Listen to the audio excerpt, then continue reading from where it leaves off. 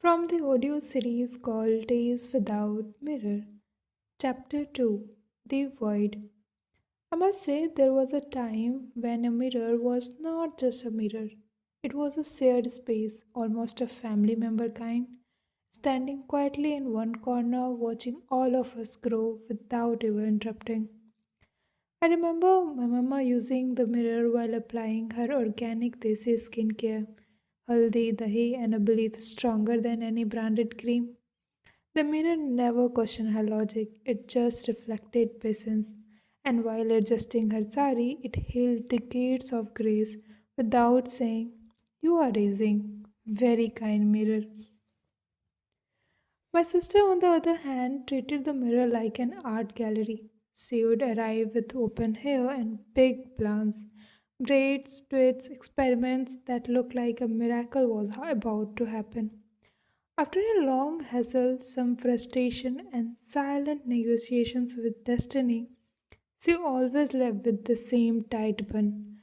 The mirror saw ambition, but the bun saw reality. Then there was my brother and me, fighting for the mirror like it was ancestral property. Sometimes because we needed it, sometimes just because fighting itself needed an invitation. After pushing, pulling, dramatic arguments, my brother, with his super IQ and slightly longer height, only slightly more than me, okay, would stand behind me and let me use the mirror from the front. That was our treaty, international level diplomacy. It felt like the mirror witnessed peace treaties before the United Nations did. My father, however, had the most minimalist relationship with the mirror. One look, one hand adjustment of hair, one steady. No overthinking, no emotional attachment, pure efficiency. And then there were moments when we didn't talk, silence filled the room, the mirror became our companion. When we cried silently, the mirror never comforted us. Instead, it honestly said, "Look how ugly you look when you cry this hard." Rude, but honest. Every function had a special position for a mirror. Carefully placed, proper lighting, important guest treatment.